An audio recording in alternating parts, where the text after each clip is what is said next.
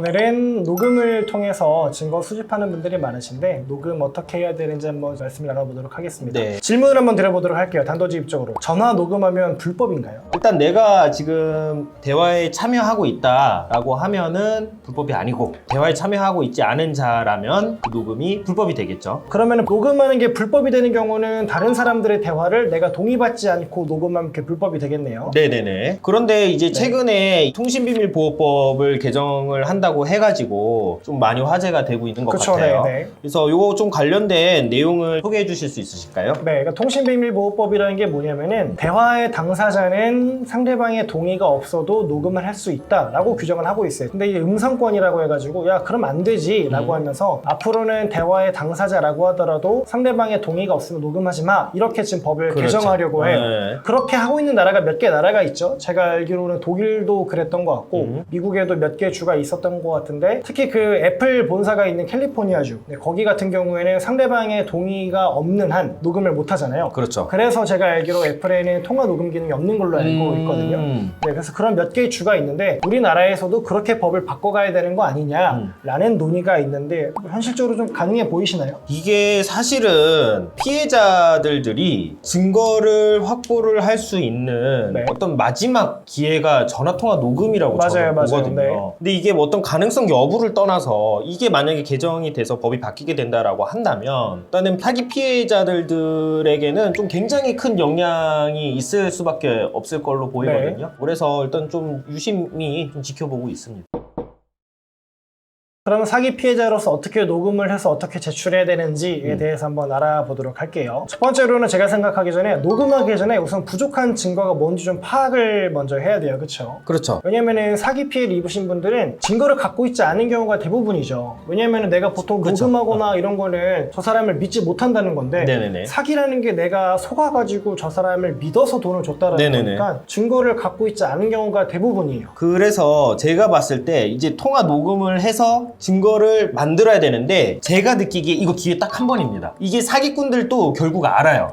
녹음하고 있구나. 녹음하고 있구나, 얘가 어느 정도 알아차려가지고 준비하고 있구나를 알기 때문에 네. 제가 봤을 때 이게 기회가 그렇게 많지 않아요. 잘 들어가야 되거든요. 그래서 준비 잘해서 잘 들어가야 되는데 그러면 이게 적절한 연기도 잘 수반이 돼서 그쵸, 네. 해야 돼요. 그러면은 이게 뭔가 감정적으로 할지 아니면 이성적으로 할지 컨셉도 잘 네. 짜야 되고 네. 여기서 가장 중요한 거는 내가 당신이 사기꾼이라는 걸 알았고 이 부분에 대해서 문제 제기를 할 거야 라는 어떤 그런 감정이 절대 드러나면 안 돼요. 네네. 그래서 이제 친구 사이라고 한다면은 예를 들어서 그런 어떤 그 신뢰 관계 있잖아요. 그런 거에 기반한 대화를 이끌어 가면서 자연스럽게 질문을 던져야 되는 거거든요. 그러니까 나는 여전히 너한테 속고 있어. 예, 그렇죠. 나는 너가 돈을 줄 거라고 여전히 믿고 있어. 그렇죠, 그렇죠. 언제쯤 혹시 돈을 줄 거야? 라는 뉘앙스로 그렇죠, 그렇죠. 질문을 해야 돼. 예를 들어서 뭐 김우철 변호사님 아니 그때 분명히 3개월만 기다리면 준다더니 이거 주지 않았고 이거는 형법 347조 제1항 사기에 해당하므로 다음 주로 고소할 겁니다. 이게 아니라 그렇죠. 그게 아니라 그렇게 하면은 그거는 어떤 경우도 될 수가 그렇죠. 없어요. 네. 김우철 변호사님, 아니 그때 분명히 3개월만 지나면 준다고 하셨었잖아요. 네. 한 6개월이 지난 것 같은데 좀 어떻게 돼가세요? 하고 이제 대답하는 순간, 그렇죠. 아, 이 사람이 3개월 뒤에 주겠다라고 했구나라는 증거를 나는 이제 획득을 한 거고. 그렇죠. 아, 그때 분명히 이거 갖고 있던 거 뭐 집 팔아서라도 돈을 좀 준다고 하셨잖아요. 네. 그거 어떻게 좀 못 팔까요? 그럼 또 얘기해요. 왜냐면 그렇죠. 지금 돈 주기 그렇죠. 싫으니까. 변명을 하거든요. 변명. 아, 네. 그때 그게 뭐 한다는데 지금 집이 어떻고 저떻고 하면 그거는 그쵸. 인정한 거거든요.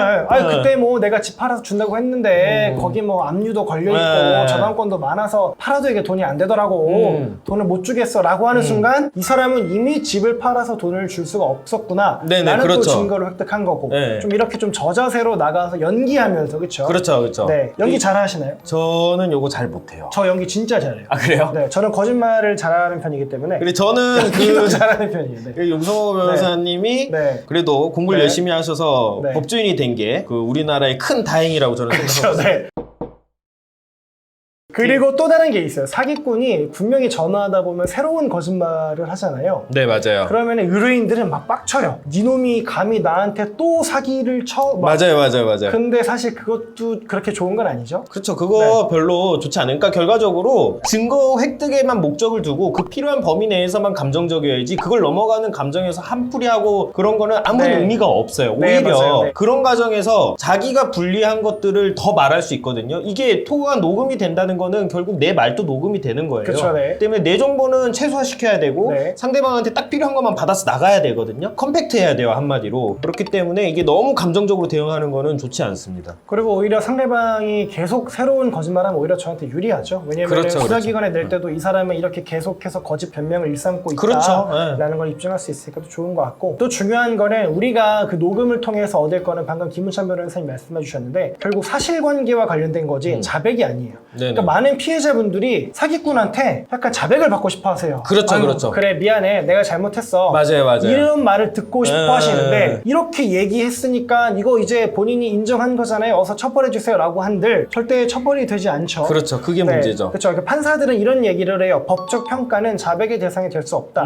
무슨 말이냐? 이 사람의 행위가 사기에 해당하는지 여부는 법적 평가고 그거는 판사가 판단할 일이지 피해자도 이게 사기다 아니다 판단할 권한이 없고 사기꾼도 이게 사기다 아니다 판단할 권한이 없다는 거예요. 그래서 전화할 때 상대방한테 자백을 받고 뭔가 사과를 받으려 하기보다는 그냥 구체적으로 그때 어떤 일이 있었는지 사실관계에 관련된 것만 맞아요. 녹음을 하는 게 참 제일 좋은 것 같습니다. 그래서 제가 봤던 것 중에 잘된 통화 녹음이 했던 것 중에서 하나가 그거였어요. 기본적으로 피해자분들은 갤럭시 사용하시면 자동 통화 녹음 기능 켜놓으시는 게 좋고요. 이분이 이제 잘했던 게 뭐냐면은 이분 하려고 한 거 아닌데 기분이 울적하고 해가지고 술 취해가지고 전화를 했어요. 뭐 아는 선배인가 그랬거든요. 네. 그 사기꾼이 술 취해가지고 막 하소연을 한 거예요. 형님 뭐 하면서 지금 뭐 하고 저 지금 집에 창피해서 못 들어갑니다. 막 하면서 막 푸념을 하면서 형님 그때 뭐 저한테 그렇게 해가지고서는 지분 주시기로 하셨었는데 그거는 안 될까요? 저 이거라도 좀 들고 들어가야 좀 뭐가 될 것 같은데 뭐 하니까 이제 또 거기도 대고 뭐 뭐라고 막 달래면서 아이 그거 조금만 뭐 기다려 보라 그러면서 그쵸, 막 그쵸. 이렇게 네, 얘기하는 네, 거예요. 네, 또 네, 술 네, 마셔가지고 네. 풀 죽어 있으니까 네, 네. 그러니까 이제 막 그렇게 달래더라고요. 그거 그대로 제출했죠. 네, 그렇게 좀 약간 계속해서 내가 속고 있다, 당신 그렇죠, 속고 그렇죠. 있다. 네, 나 당신에게 굉장히 의지하고 있습니다. 네, 이거를 네, 네. 좀 보여주는 게 중요한 네. 것 같아요.